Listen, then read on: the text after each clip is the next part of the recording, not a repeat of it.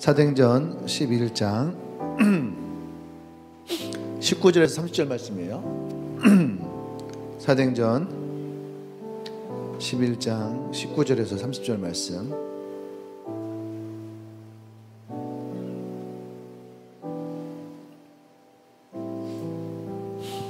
우리 한 절씩 돌아가면서 말씀 보도록 하겠습니다. 그때에 스데반의 일로 일어나는 환란으로 말미암아 흩어진 자들이 베니게와 구브로와 안디옥까지 이르러 유대인에게만 말씀을 전하는데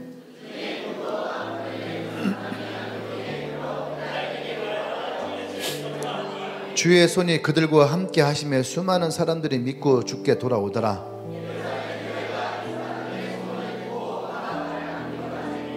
그가 이르러 하나님의 은혜를 보고 기뻐하여 모든 사람에게 굳건한 마음으로 주와 함께 머물러 있으라 권하니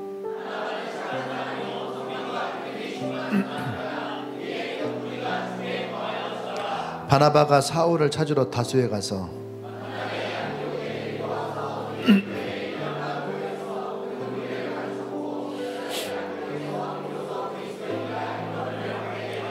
그때의 선지자들이 예루살렘에서 안디옥에 이르니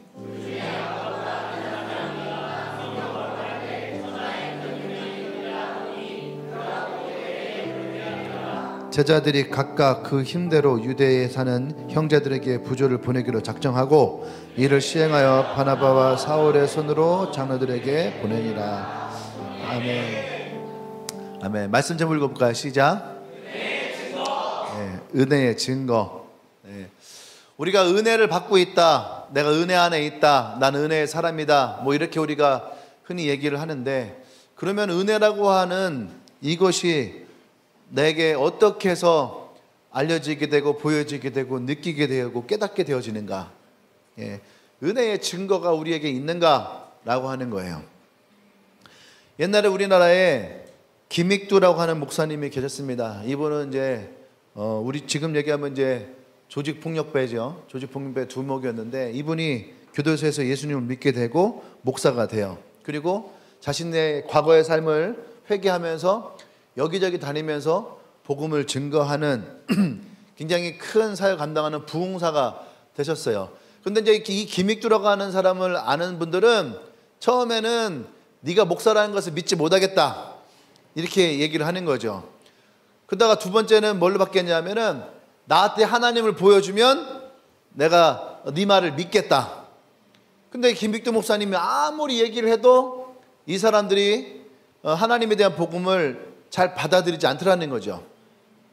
그래서 이분이 하도 답답해서 뭐라고 했냐면은 나를 봐라, 나를 봐라, 깡패였던 나를 봐라. 내가 예수를 믿고 나서 내가 이렇게 변하지 않았느냐. 과거의 김익두의 모습과 현재의 김익두의 모습을 보면 내가 어떤 사람인지 어떻게 달라졌는지를 볼 수 있지 않느냐. 할렐루야.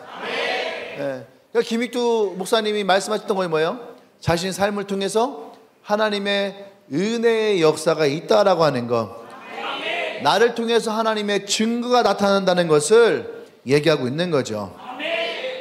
우리는 눈으로 하나님을 볼 수는 없지요. 근데 우리는 하나님이 하시는 일들은 볼 수 있다라고 하는 거예요.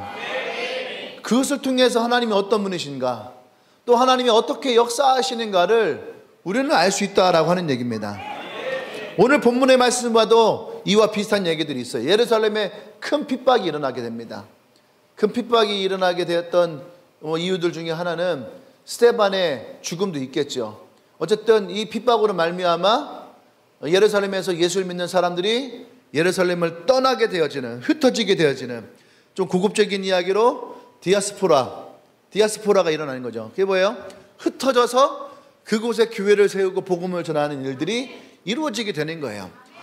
주님이 우리에게 말씀하실 때에 예루살렘과 온 유대와 사마리아 땅까지 이르러서 너희가 복음을 증거하고 나의 증인이 되리라 얘기를 했는데, 이들은 예루살렘에 머물러 있는 것이 너무 좋았던 거예요. 그들과 함께 은혜를 나누고 말씀을 나누고 신앙을 나누고 예루살렘에 30만 명 정도 되는 사람들이 예수를 믿게 될 때에 이제 그곳 어디에서도 내가 예수 믿는다는 것을 감추지 않아도 되는 그런 세력도 일어날 수 있고, 나름대로 예루살렘에서의 신앙생활이 마음에 들었겠죠. 근데 주님은 우리가 이 복음을 전하기를 원하셨다는 얘기예요. 그래서 그들 가운데 환란이 일어났고 핍박이 일어났고, 그래서 스데반의 죽음을 일어나서 이들이 예루살렘을 떠나게 되어지는 그런 핍박의 때가 찾아오게 되었다라고 하는 겁니다. 그 처음에는 이 복음이 유대인들에게만 전해졌어요. 오늘 성경 읽어보면은 이들이 나갔을 때에 흩어져 있는 유대인들에게, 그들에게만 복음을 전했는데 어느 마을에서 헬라인에게도, 그러니까 이방인에게도 이 복음을 전하고 있다라고 하는 소식이 전해지게 되는 거죠. 그러면서 이들이 바나바라고 하는 사람을 안디옥 교회에 파송하게 됩니다. 근데 23절에 보면은 저가 이르러 하나님의 은혜를 보고 기뻐했다라고 해요. 하나님의 은혜를 보고 기뻐했다. 무엇을 보았기에 거기에서 하나님의 은혜를 보았다라고 얘기했는지 성경은 우리에게 자세하게 말하지 않아요. 찬양하는 게 은혜로 왔는지, 기도하는 게 은혜로 왔는지, 말씀을 나누는 게 은혜로 왔는지, 무엇이 은혜로 왔는지는 성경이 나오지 않지만 어쨌든 바나바가 안디옥 교회를 갔는데 그곳에서 하나님의 은혜를 보았다라고 얘기를 하고 있는 거죠. 아멘. 여러분, 우리가 무엇을 보면은 하나님의 은혜를 보았다라고 얘기하겠어요? 교회의 헌금 액수, 아니면 교회의 성도 숫자, 아니면 교회의 외형적인 모습들, 그 교회가 봉사하는 것들, 어떤 것들이 하나님의 은혜의 증거가 되겠습니까? 예? 대체 무엇이 하나님의 은혜가 증거가 돼야지 사람들이 하나님을 믿고 또 교회를 찾아올 수 있을까요? 이 교회가 헌금이 많다 해서 성도가 모이는 것도 아니고, 이 교회가 멋있다 해서 성도가 모이는 것도 아니에요. 분명한 것은 복음은 하나님의 살아계심이에요. 아멘. 이것이 있을 때에 사람들은 하나님을 바라볼 수 있다는 얘기죠. 영어 성경에서 이 23절의 말씀을 하나님의 은혜의 증거를 보았다고 얘기를 해요. 하나님의 은혜의 증거를 보았다. 우리의 삶을 이웃과 비교해서 얼마나 내가 의로운 사람인가, 의로운 삶을 살고 있는가, 내가 얼마나 행복한가, 여러분 이런 것들을 비교해서 우리는 결론 내기가 쉽지 않아요. 예수를 믿는 사람이 안 믿는 사람보다 더 의로운 사람인지, 더 정의로운 사람인지, 더 행복한 사람인지, 이러한 것은 우리가 결론 내리기가 굉장히 애매합니다. 하지만 우리가 시간적으로 혹은 내가 살아왔던 삶의 모습을 통해서 우리는 비교할 수가 있어요. 예를 들어서 내가 예수를 믿기 전에 나의 모습은 어땠는가, 예수를 믿고 난 후에 내 모습은 어땠는가. 아멘? 과거의 모습과 현재의 모습, 이것들을 우리가 비교한다면 하나님이 나에게 은혜를 주셨구나, 하나님이 나를 만나 주셨구나, 하나님이 나를 변화시켜 주셨구나, 내 삶 속에도 역사하셨구나 라고 하는 것을 우리는 알 수 있다는 얘기예요. 이것이 뭐라고 합니까? 우리는 어메이징 그레이스라고 하는 거예요. 나 같은 죄인 살리신 주 은혜 놀라워. 우리가 너무나 잘 알고 있는 유명한 찬송가죠. 어메이징 그레이스. 미국에 있는 웬만한 팝 가수들은 모두가 다 이 노래를 한 번씩은 다 불렀어요. 우리나라에서도 윤복희 권사님이 이 노래를 불러서 많은 사람들에게 은혜를 끼쳤죠. 어메이징 그레이스. 이 찬송을 만든 사람이 존 뉴턴이라는 사람이에요. 존 뉴턴. 이 사람의 고백이 뭐였냐면, 과연 무슨 근거로 내가 하나님의 은혜를 가지고 있느냐, 이 놀라운 은혜, 어메이징 그레이스라고 내가 고백할 수 있느냐. 자신의 삶과 나의 삶을 비교해서 나온 것이 아니란 얘기예요. 내가 이만큼 복을 받고, 내가 이만큼 재정이 있고, 내가 이만큼 형통하고, 내가 이만큼 높아지고, 이런 명예가 있어서 하나님의 은혜가 놀랍다라고 한 것이 아니란 얘기예요. 이 존 뉴턴이라는 사람의 과거의 모습은 뭐냐면 노예 상인이었어요. 노예를 잡아다가 노예를 파는 사람이었어요. 이것이 과거의 모습이었어요. 사람을 팔고 못된 삶을 살았다는 거죠. 과거의 모습을 생각해 보면 진짜 손가락질을 받고 죽을 수밖에 없는, 그래서 나 같은 죄인을 살리셨다라고 하는 하나님의 은혜가 놀랍다 하는 거죠. 어떻게 하나님이 이렇게 노예 상인이었던 나를, 사람들을 진짜 개돼지만도 못하게 봤던 나를 하나님이 부르시고 만드셔서 지금의 나를 하나님이 만드셨다. 이것이 아무리 생각해봐도 어메이징 하다는 얘기예요. 나와 여러분의 삶에도 그런 모습 있지 않습니까? 예? 물론 우리가 존 뉴턴처럼 노예 장사를 한 사람은 아닐 수 있어요. 그죠? 우리가 뭐 노예 상인은 아닙니다. 하지만 우리는 알잖아요. 나를 알잖아. 내가 어떤 사람인지, 내가 얼마나 이기적인 사람인지, 내가 얼마나 죄가 많은 사람인지, 내가 얼마나 교만한 사람인지 우리는 우리 스스로를 알고 있잖아요. 그죠? 나도 알지만 또 누가 아세요? 하나님이 아세요. 옆 사람을 쳐다보면서 너는 절대 몰라. 너는 절대 몰라. 예? 왜? 나만 아는 거. 근데 이것을 하나님도 아신다라는 거죠. 아멘. 예, 그렇기 때문에 우리가 완벽한 사람이거나 아니면 부족함이 없다는 것이 아니에요. 언제나 우리는 우리의 삶을 돌아보면 내가 얼마나 연약한 사람인지, 얼마나 부족한 사람인지, 얼마나 민망하고 하나님 앞에 죄송한 마음을 가지고 있는지, 여러분 그 자체가 우리에게는 얼마나 큰 변화인지 몰라요. 예? 옛날에는요 이런 민망함이 없었어요. 혼자 이렇게 지나가다가 깡통 하나 버려도 민망함이 없었어요. 왜? 다 버리니까. 민망함이 없었어요. 예? 근데 적어도 내가 하나님을 믿고 나니까, 그죠? 내가 뭐 하나를 이렇게 버려도 하나님 앞에 있는 것처럼 민망함이 생기고 죄송스러움이 생기고.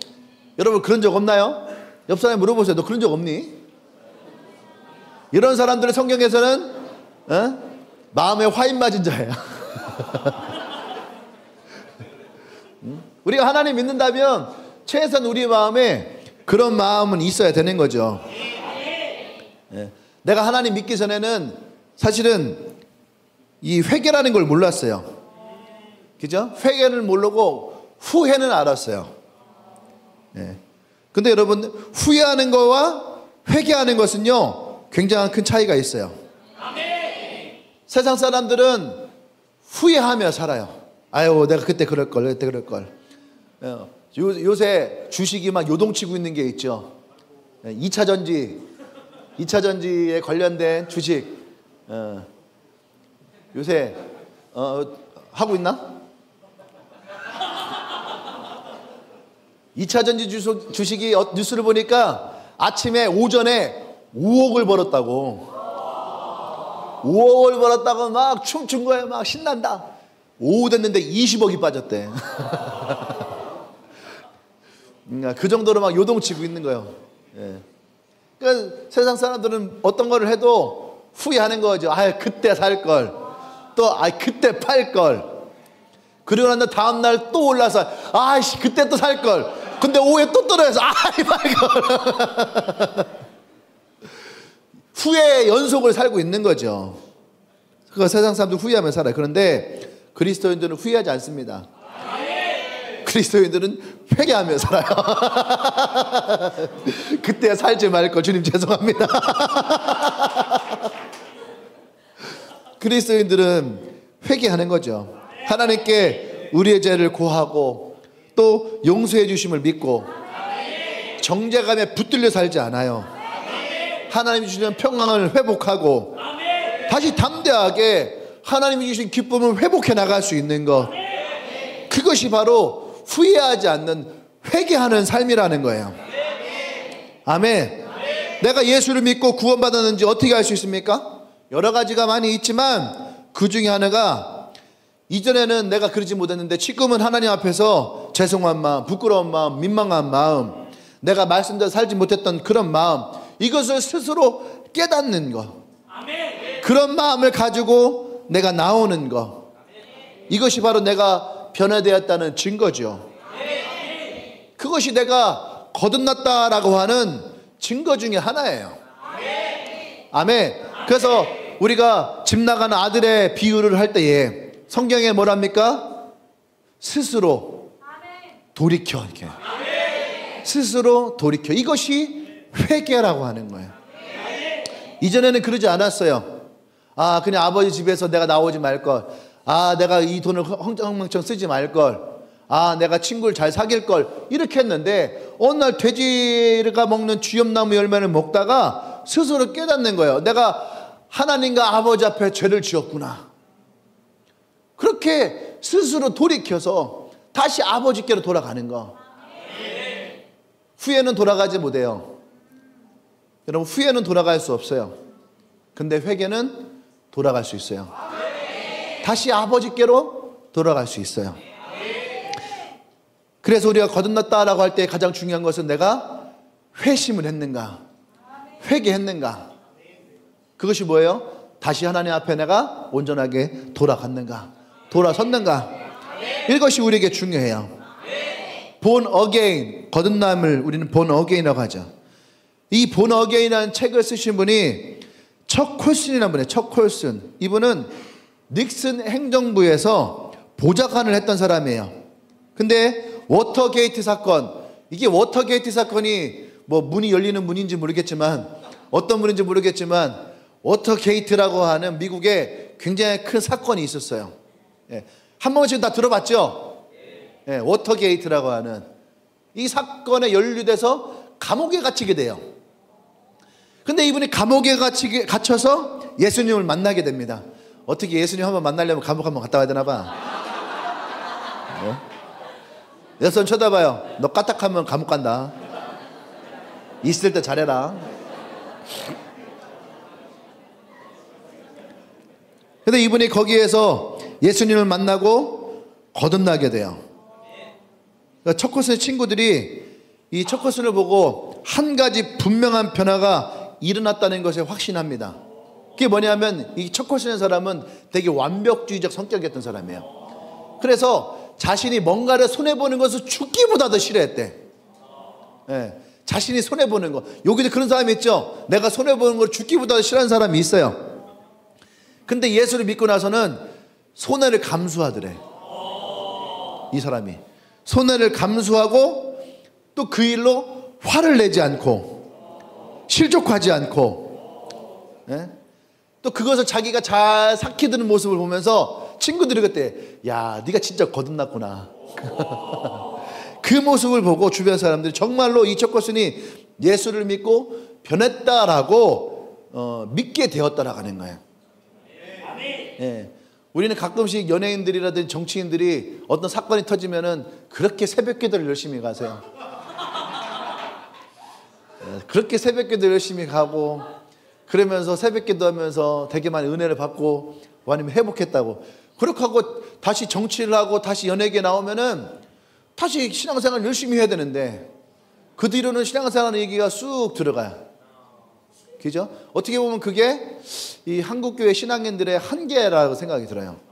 하나님이 면죄부로 사용되어지는.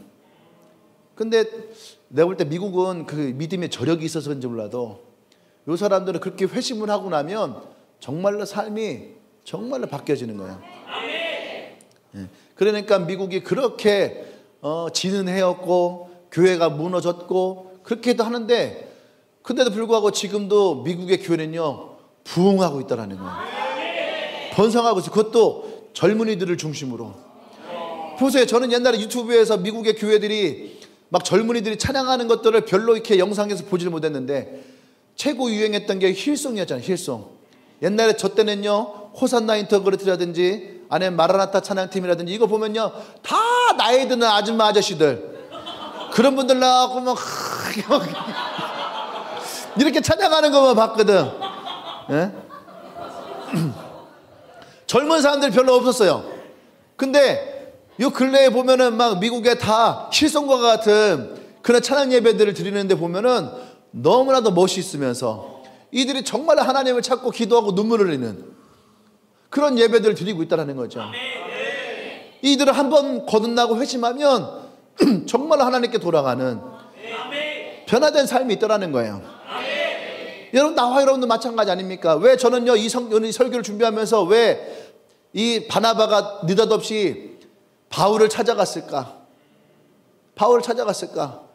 저는 그것이 오늘 이 성경의 가장 중요한 부분이라고 생각을 해요. 아무도 인정하지 않았던 그 바울. 근데 바나바는 그 바울을 데리고 와서 이 에베소 교회에서 함께 사역하면서 큰 무리에게 은혜를 끼쳤더라. 왜 그래요? 분명하게 변화된 바울이 있었기 때문에. 그러니까 누구에게 가도 이 바울은요 김익두 목사님이나 이 존 뉴턴과 같은 영향력을 가질 수 있는 사람이라는 거예요. 내가 이전에 예수 믿는 사람들 잡아 죽였는데, 내가 담에서 가다가 예수를 만나서 내 삶이 변화됐고, 내가 가지고 있던 이 모든 것들이 나는 다 배설물과 여겨지는, 내게 아무것도 중요하지 않더라. 그리고 어떻게 오직 예수밖에 보이지 않더라.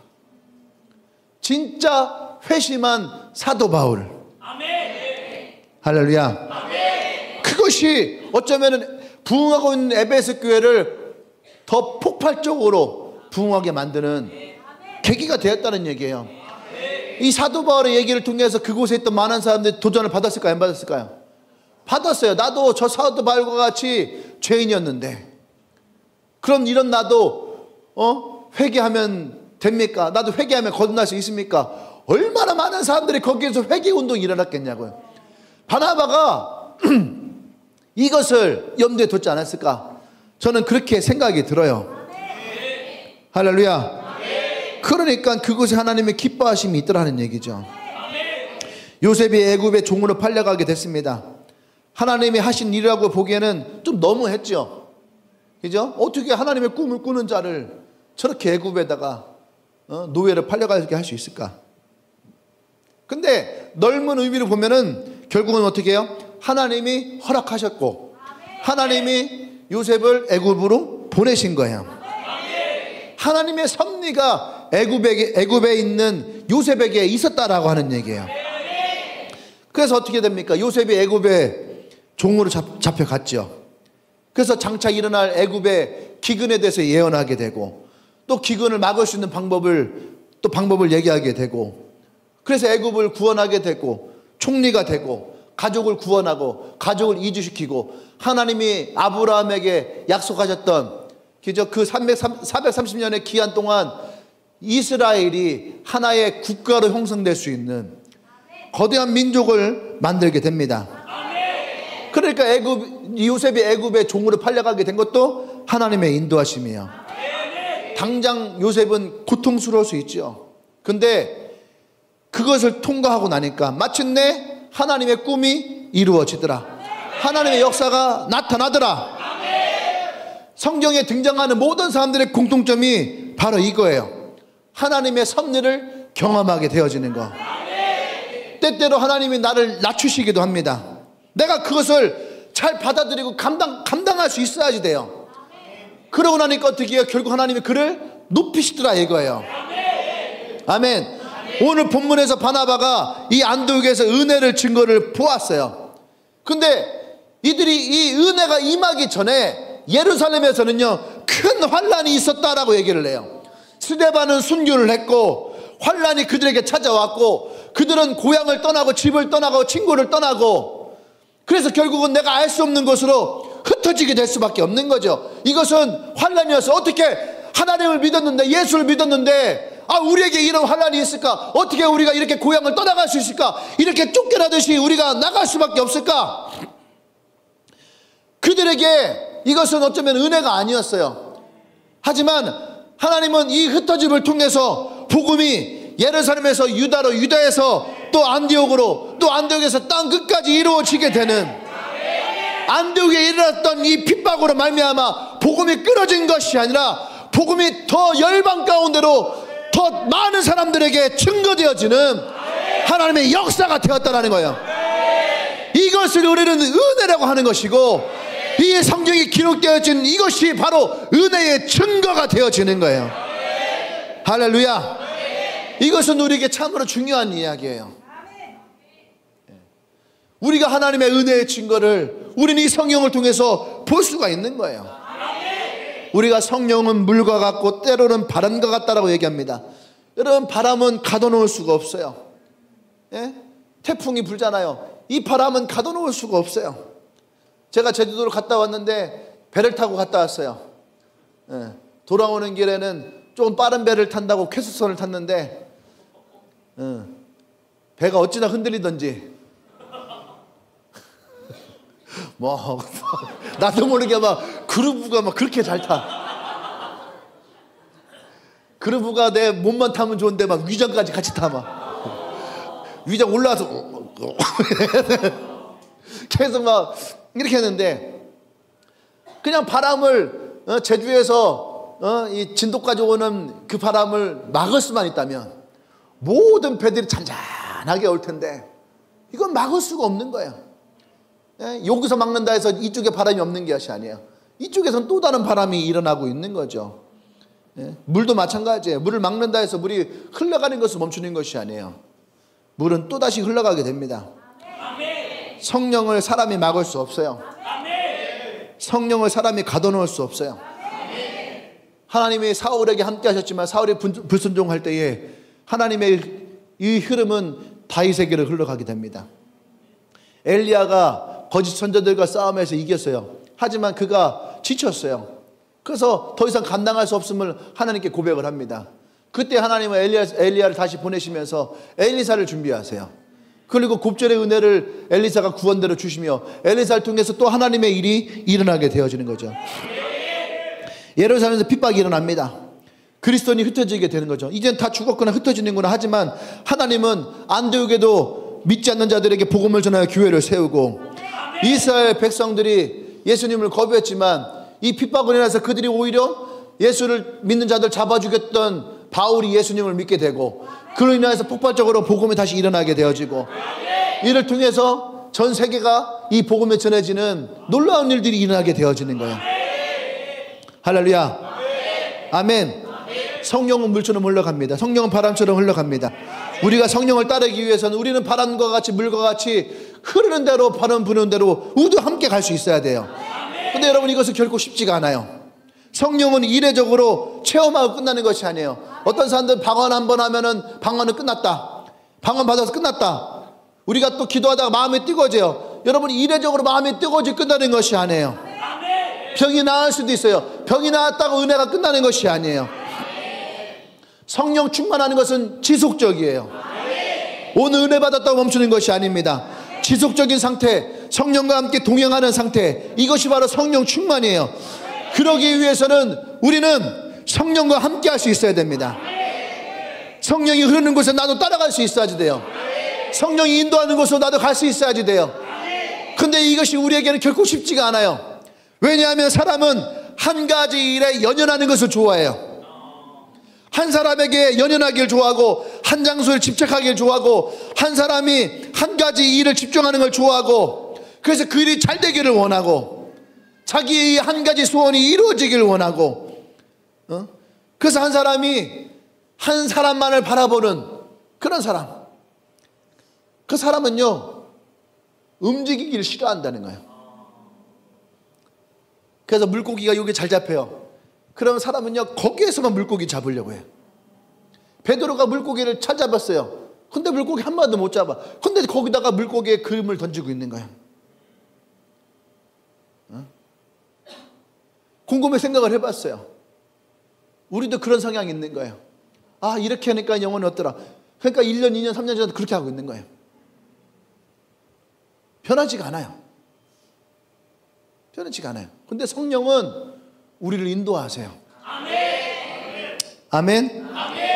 성령은 우리를 인도하십니다. 물처럼 바람처럼 성령은 우리를 움직이세요. 우리가 성령과 동행하기 위해서는 우리의 마음을 비울 수 있어야지 돼요. 한 가지 일에 집중하던 것들 비울 수 있어야 되고 한 사람에게 연연하던 것도 비울 수 있어야지 되고 내가 때로는 가끔씩 우리 리더들에게 그런 얘기 합니다. 야, 그 사람에게 이제 그만 집중해. 왜냐하면 그 사람 한 사람만 붙들고 있는 거예요. 그러니까 성령이 인도하는 대로 가지 못하고 그 한 사람에게 집착해서 그 한 사람에 매달려 있는 거예요. 그 사람을 놔라. 그 사람은 이제 포기해라. 성령이 나를 어떻게 인도하시는지, 성령이 인도함을 쫓아 나갈 수 있어야지 돼요. 아멘. 나는 이것을 원하지만, 나는 이곳에 남기를 원하지만, 나는 이 사람과 함께하기를 원하지만, 나는 이 사람에게 이것을 주기를 원하지만 그게 아닐 수도 있다. 그것을 비우고 포기하고 혹 내 마음에 그것이 아니다 할지라도 그리 아니하실지라도 다니엘 세 친구의 마음과 같이 우리 하나님을 신뢰함으로 하나님을 따를 수 있어야지 돼요. 하나님이 또 다른 나에게 좋은 것을 예비하셨을 것이다 라고 하는 그 믿음을 가지고 이것이 순종이에요. 그것이 믿음이에요. 그것이 성령을 따라가는 거예요. 그것이 우리가 하나님의 축복을 받는 비결이 됩니다. 근데 그것은 어려워요. 어려워요. 지금 내가 붙들고 있는 거, 그것을 놓아야지 돼요. 그렇게 해야지만 비로소 우리는 성령의 음성을 듣고 성령을 의지하고 성령을 따라갑니다. 신유의 은사가 있는 분들, 치유의 은사가 있는 분들에게는 특징이 있어요. 뭐냐면 그들도 깊은 병을 알았다는 거죠. 조윤규 목사님 폐병이 있었잖아요. 그죠? 죽다 살아났다라고 항상 설교 때마다 말씀하시잖아요. 그러니까 이분은요, 하나님이 어떻게 역사하신지에 대한 믿음이 있는 거예요. 그래, 설교하고 누가 뭐 암에 걸렸다 그러면 목사님이 기도하시고 암 땅에 떨어질지어다, 낫게 될 것입니다. 하나님 믿으십시오. 나도 그렇게 말할 수는 있어요. 근데 신기한 게 조윤규 목사님은 그렇게 딱 얘기한 사람들이 그걸 믿음을 받아들여. 강력한 믿음을 받아들여. 근데 내가 얘기하면은 그냥 목사님이시니까 저렇게 기도하는구나. 그게 지나갈 때가 있어요. 근데 차이가 있는 거야. 나는 죽을 병에 걸렸다가 산 사람은 아니야. 그죠? 근데 조윤규 목사님은 죽을 병에 걸렸다가 살아신 분이죠. 그 수많은 기적을 경험하셨어요. 그러니까 이것을 볼 때에 조윤규 목사님의 믿으면은 별거 아닐 수 있어. 너도 나을 수 있어. 제가 우리 아이들에게 그러거든요. 뭐 유한이가 뭐 한글을 잘 몰라, 성경을 잘 못 읽고, 책을 잘 못 읽거나 글씨가 틀려. 그럼 내가 뭐라고 하냐면 괜찮아, 괜찮아. 나이 먹으면 다 읽게 되고 다 쓰게 돼. 그래, 안 그래요? 왜냐면 나도 그런 경험이 있어요. 나도 초등학교 들어갈 때 글씨 하나도 몰랐어요. 우리 집에서 아무도 나에게 글씨를 가르쳐 주지 않았어. 아무도 안 가르쳐줬어. 근데 내가 산수는 잘했어. 더하기 빼기. 오늘 손님이 1,200원어치 과자 샀다. 동전이 12개가 있어. 내가 여기서 2개를 감추면 10개가 남지.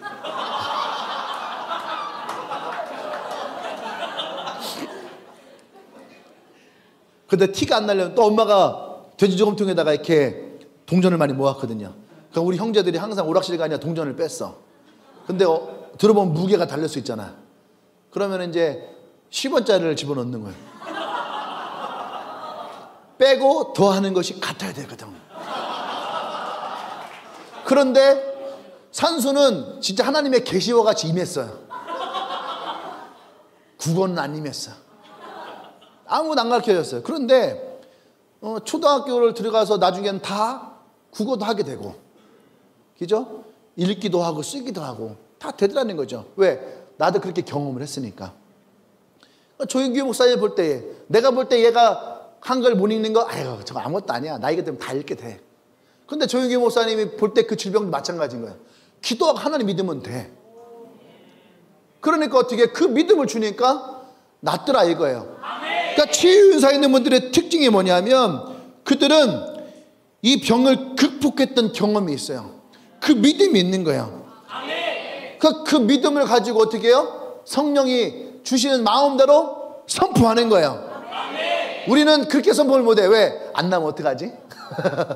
안 나면 어떡하지라는 걱정 때문에 우리 안에서 믿음이 먼저 흔들려 버려. 근데 조윤기 목사님 같은 분들은 절대 흔들리지 않아요. 믿음을 선포하는 거죠.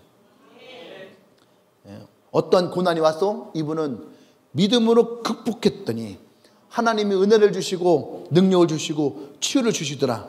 그러니까 이 비슷한 사람을 만났을 때에 그 사람들을 얼마든지 도울 수 있는 은혜가 있더라는 거죠. 하나님이 역사하시는 방법은 이런 거예요. 이런 것이 그냥 거저되는 것이 아니에요. 내가 남들에게 간증할 수 있고, 내가 남들을 도울 수 있고, 내가 남들에게 위로가 될 수 있고 힘이 될 수 있는 이러한 것들은 사실 남들은 모르지만 나는 내가 어떻게 하나님 안에서 이걸 극복했는지, 내가 하나님 안에서 어떻게 내가 이것을 회복했는지, 내가 이것을 위해서 내가 무엇을 포기했는지, 내가 무엇을 손해봤는지, 그 마음을 내가 어떻게 비웠는지, 여러분 돌아서서 생각해 보면 이것이 나에게 엄청난 경험치로 남아있더라는 거예요. 아멘. 그때 당시에는 어렵죠. 그죠? 그 하나님을 믿는 것도 어렵고, 내가 이것을 손을 놓는 것도 어렵고, 포기하는 것도 어렵고. 예? 누구나 다 그것은 우리에게 시험이 찾아와요. 근데 그 시험과 이 테스트를 통과할 때에 우리는 하나님의 은혜도 만나지만 또 하나는 뭡니까? 나와 비슷한 사람들을 도울 수 있는 하나님의 은혜가 우리 가운데 있게 되는데, 이것이 뭐냐? 바로 은혜의 증거가 되더라 이거예요. 은혜의 증거가 되는 거예요. 이것이 다른 사람에게도 은혜가 되지만 내 안에 은혜의 증거가 되는 거예요. 그러니까 저는 저를 찾아오는 목사님들에게 얘기합니다. 개척해. 개척한 목사님들을 찾아오죠. 잘하셨습니다. 네.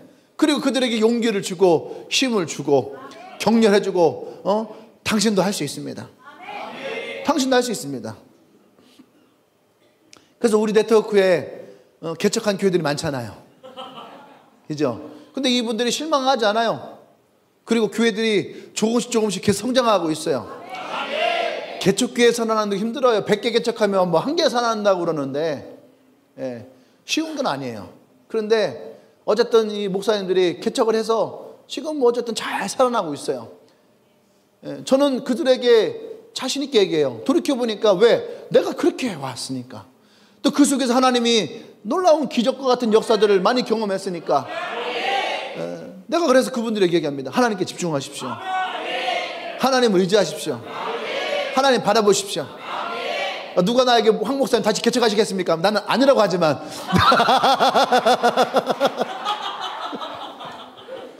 나의 지나온 일을 가지고 그렇게 얘기를 합니다. 여러분, 그것이 우리에게 얼마나 많은 은혜의 증거가 되는지 몰라요. 아멘? 네. 하나님은 어떤 방식으로 일하시는지, 하나님은 어떻게 내 안에서 이루시는지, 하나님은 어떻게 그 섭리가 나를 이끌어 가시는지, 여러분, 이것을 아는 것이 지혜예요. 성경의 구약은요, 우리에게 이것을 계속 반복적으로 얘기를 합니다. 하나님이 어떻게 이스라엘 민족을 이끌어 가시는지, 어떻게 하나님이 이 언약을 이루시는지, 이것을 반복적으로 우리에게 가르쳐 주시고, 이것을 발견하는 것이 지혜고, 이것을 배우는 것이 지혜고, 이것을 믿는 것이 지혜고.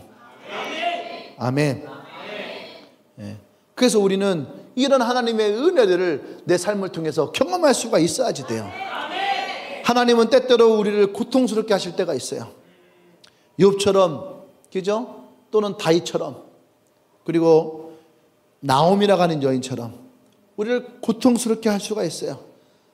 이 나옴이라는 여인은 얼마나 고통이 심했는지, 나옴이라는 이름의 말뜻은 즐거움이라는 뜻이에요. 그 나오미가 그 이름대로 자기는 즐거움의 삶을 살아야 되는데 남편도 죽고 아들 둘도 다 죽어버렸어요. 잘 살기 위해서 고향을 떠나서 고센 땅으로 갔는데, 그 땅에서 오히려 나오면은 남편도 잃고 자식도 잃고 슬픔만이 가득한, 그래서 나는 하나도 즐겁지 않다, 오히려 나의 인생은 쓰디쓴 인생이다 라고 해서 뭐라고 했냐면은 그의 이름을 마라라고, 마라. 하나님이 우리를 쓴 계고 쓴 골짜기를 통과하실 때가 있어요. 근데 만약에 성경이 거기서 끝난다면 여러분, 누가 하나님을 믿어요? 이 나오미처럼 잘 살기 위해서 집을 떠나갔는데 거기에서 남편 죽고 자식 죽고 사업 망하고, 그죠? 그러면은 누가 하나님을 믿겠냐고요. 거기에서 우리의 인생이 끝나는 것이 아니에요. 네? 마라라고 불러라 해서 거기에 마라라고 불리게 되었더라 하고 거기서 끝나면 안 돼. 그 다음 장으로 넘어가야지. 마라의 쓴물이 단물로 바뀌는 하나님의 기적을 경험하게 되는 거예요. 그래서 하나님 지금도 너희가 마라의 쓴물을 받지만 내가 그 물을 단물로 바꾼 것을 기억하라. 여러분의 마라와 같은 쓰디쓴 인생을 경험한다 할지라도 거기서 끝나니까 하나님을 떠나가 버리는 거예요. 근데 그 다음 장으로 가야지 돼. 아, 지금 나에게 이런 마라의 쓴물이 왔다면 하나님은 나에게 어떠한 단물을 주실까? 그래서 여러분, 마라탕을 먹으면 안 돼. 마라 하지 마라. 그 쓴 거야. 하지 마라. 마라탕 얼마나 독해. 위장을 다 망가지게 하고.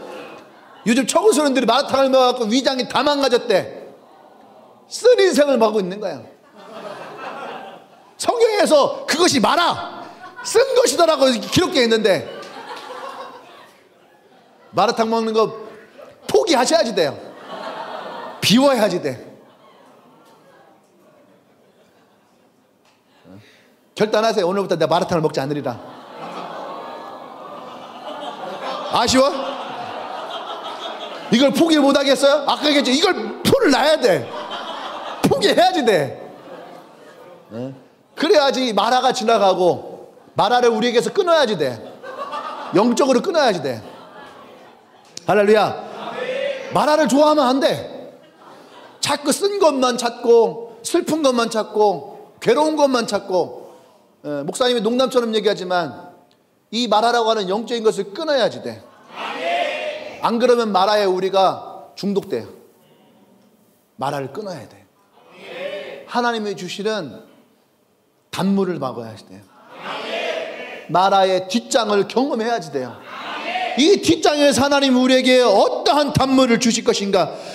하나님이 우리를 쓰디쓴 인생으로 끝나게 하시는 것이 아니라 이것을 통과하고 견디게 할 때에 하나님이 우리에게 흘려주시는 이 단물을 경험하게 되고 단물을 먹게 되고.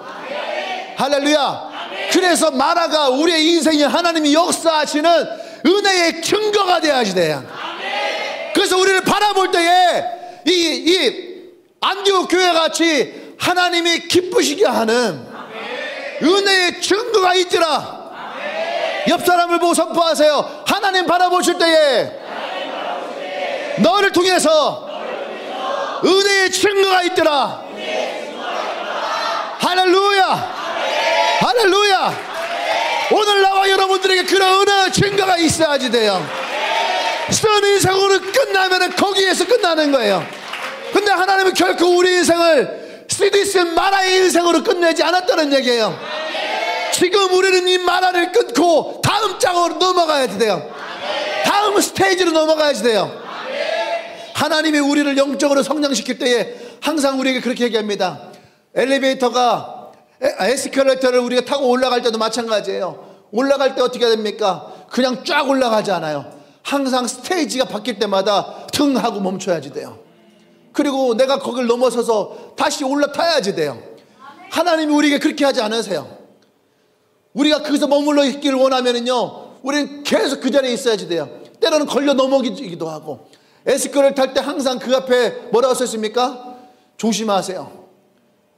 서는 곳을 조심하세요.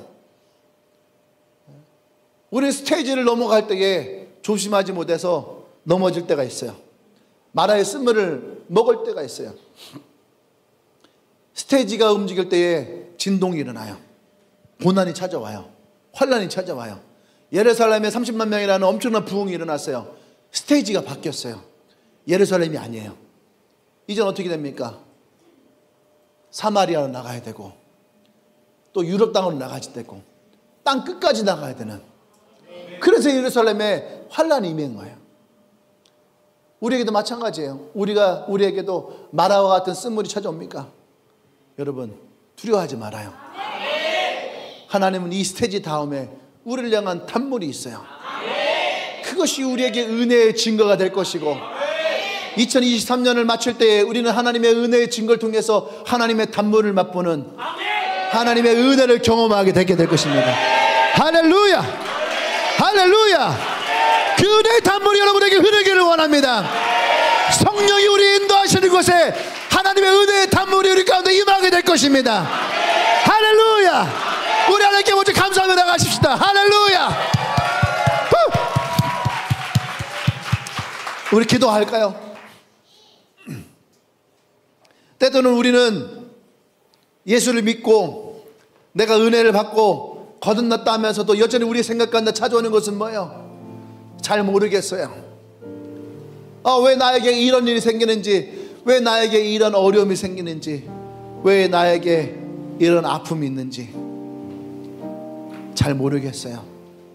어쩌면 우리는 지금 마라의 쓴물을 먹고 있을지도 몰라요. 내 인생을 말하라고 얘기하고 싶은 사람도 있을 수 있어요. 그런데 오늘 성경은 우리에게 무엇을 말합니까? 예루살렘도 마라의 때가 찾아왔어요. 근데 그 자리에 멈추면은, 주저앉으면은, 내 마음을 놓아버리면은 우린 여전히 그 마라의 쓴물 가운데에 놓여져 있는 거예요. 근데 하나님은 우리를 밀어내십니다.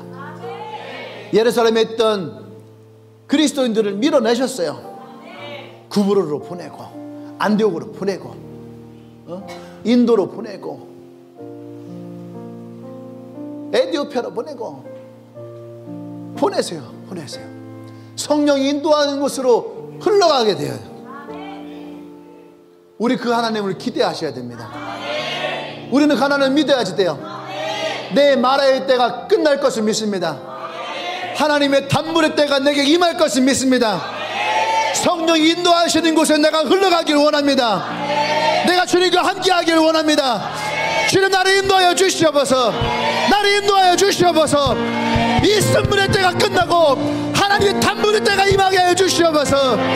할렐루야. 우리 주여 한번 쭉 기도합니다. 주여.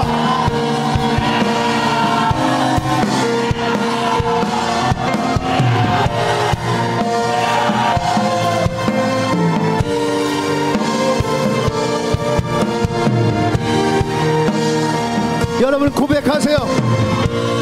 나의 마라의 때가 끝납니다. 나의 마라의 때가 끝납니다.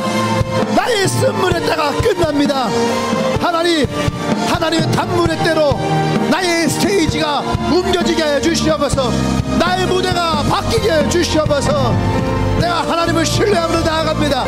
성령의 인도하심 주셔 나아갑니다. 내가 안주하였던 이곳을 내가 일어나 떠나가기를 원합니다.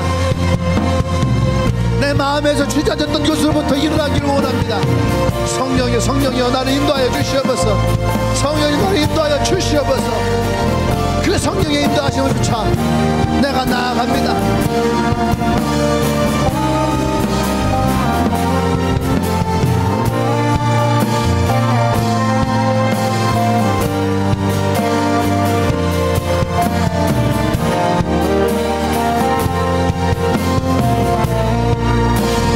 할렐루야. 우리 한 번 더 기도할 텐데 사람은 연연하는 걸 좋아해요. 사람은 후회하는 것을 좋아해요. 사람은 좌절하는 것을 좋아해요. 왜? 좌절하고 주저앉아버리면 그냥 마음이 편하니까, 그냥 그 원망하고 후회하면 되니까. 근데 성경은 우리에게 그렇게 말하지 않아요. 후회하는 인생이 아니라 회개하는 인생으로 바꾸세요. 회개는 우리를 회복하는 것이고, 회개는 우리를 거듭나게 하는 것이고, 회개는 우리를 변화시키는 거예요. 회개는 단지 우리를 죄사함만 받는 것이 아니란 얘기예요.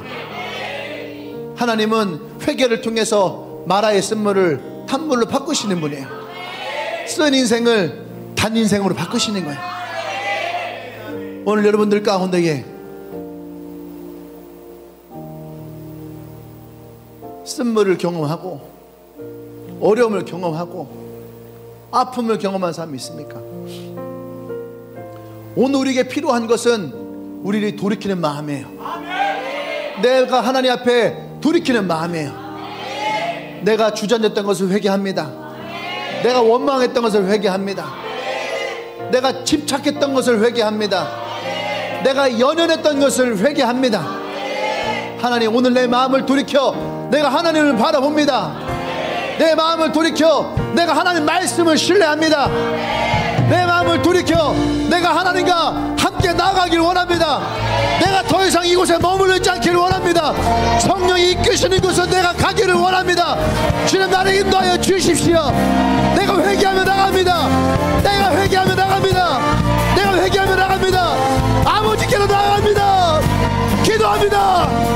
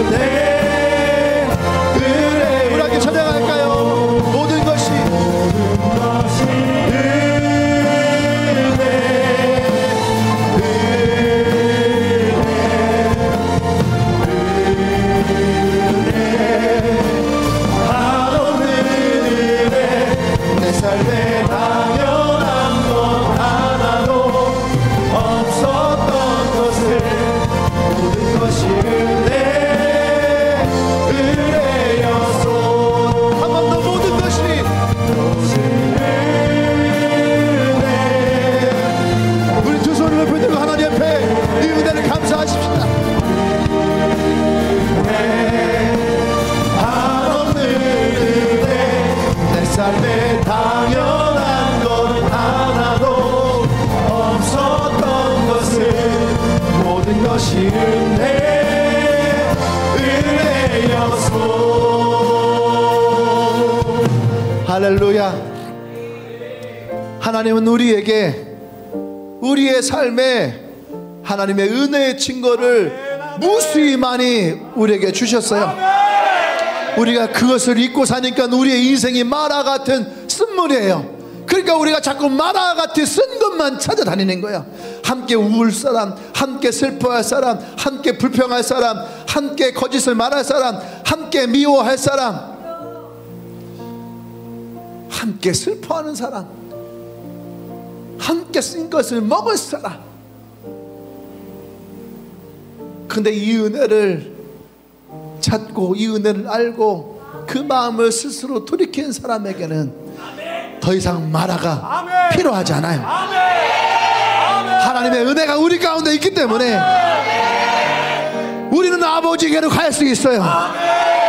아버지의 단물을 먹을 수가 있어요. 아버지의 사랑을 받을 수가 있어요. 아버지의 은혜가 우리 가운데 흘러갈 수가 있어요. 그것이 하나님의 사랑이에요. 그것이 예수님이 십자가를 지셨던 가장 중요한 이유예요. 내가 너를 위해 다 이루었다. 내가 너를 위해 다 이뤘다. 너의 모든 쓴물을 내가 제거하였다. 너의 슬픔도, 너의 상처도, 너의 아픔도, 너의 저주도 내가 이 모든 것을 다 끊었다. 할렐루야. 오늘 그 은혜가 여러분에게 있음을 아십시오. 그 은혜의 증거가 바로 나의 삶인 것을 고백하시길 바랍니다. 할렐루야. 할렐루야. 왜 하나님께 우리 감사의 박수 올리십시다. 할렐루야. 이 모든 것이 하나님의 은혜임을 아멘. 선포합니다. 아멘. 이 모든 것이 은혜임을 선포합니다. 아멘. 이제 우리가 스스로 돌이켜 나의 아버지 앞에 더 나아가길 원합니다. 아멘. 내가 더 나아가길 원합니다. 아멘. 은혜를 가진 자로 나아가길 원합니다. 이제는 우주 예수 그리스도의 구속의 은혜와 하나님의 크신 사랑과 성령 교통 역사하심이 하나님의 은혜의 증거를 풍성히 가진 자로 이제 주님 앞에 돌이켜 기쁨을 가지고 아버지의 사랑 앞에 뛰어가기를 고백하는 주님에게 이 모든 성도들 위해 지금부터 영원토록 함께 하시기를 간절히 축원합나이다. 아멘. 아멘. 할렐루야. 모든 것이